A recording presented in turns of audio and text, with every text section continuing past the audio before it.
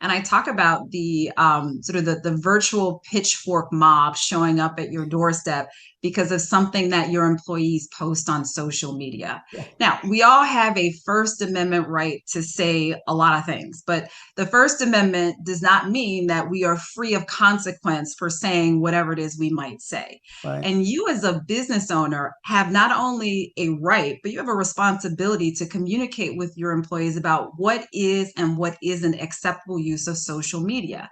You have a right to define for them what that looks like. You can't tell them what they can and can't post, but you can tell them if you post things that reflect poorly on this business, you can and or will be terminated as a result. And you should give clear examples about what that should look like.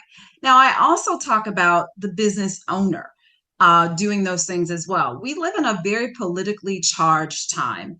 And for some reason that escapes me, so many of us feel like we have this incredible need to post every single thought that pops into our head. I know. And I don't know why, because at Twitter, the end of Twitter the has day, been like the downfall of so many people. When you think of like absolutely. celebrities, Twitter has killed so many reputations, Absolutely.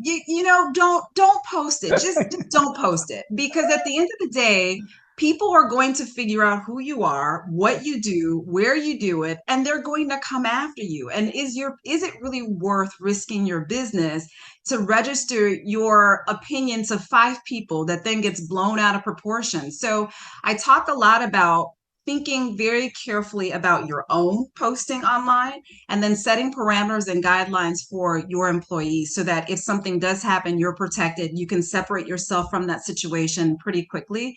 A lot of businesses have had to shut down their websites as a result of something an employee posted offline or sorry, posted off work time. And so you just don't want to be in that situation. Now, the other part of that is managing your reputation from customer feedback. Yeah. So anybody can register an opinion of what you do on Google or Yelp or any of those sites. You should be monitoring mentions of your company name on those websites. And you should respond to people who post comments about your company, Sure. particularly if they are bad comments, if they're negative comments. You should post about it.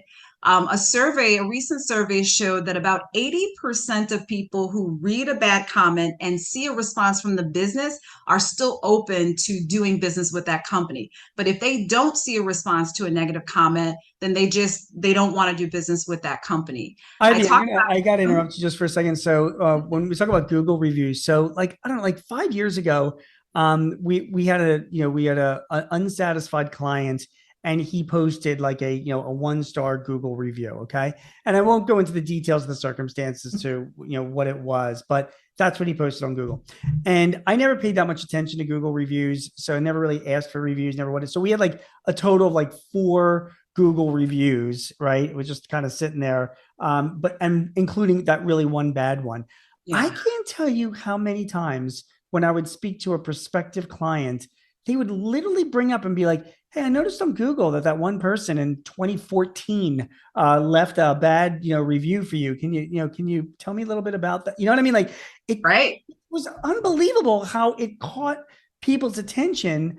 And I responded to it on just like saying sorry, you're unsatisfied, there were other circumstances, and whatever, but it still was out there and people Yeah. noticed that stuff.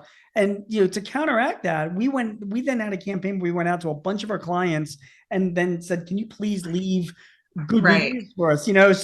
So in the end, now we have like 60 5 star reviews, and the 1 star reviews, and that made a big difference. Oh, absolutely. Right. If you've only got four reviews and one of them is negative, that really is going to kind of bite. Right. And Yeah, so and you, we you think did that like you exactly think what you should that do. who's reading that stuff and who's paying attention? People pay attention to that stuff, They absolutely do. In fact, that same survey that I just recently cited, I want to say like 92% of respondents said that they look at Google reviews before doing business with a company. So Yeah. it really is important.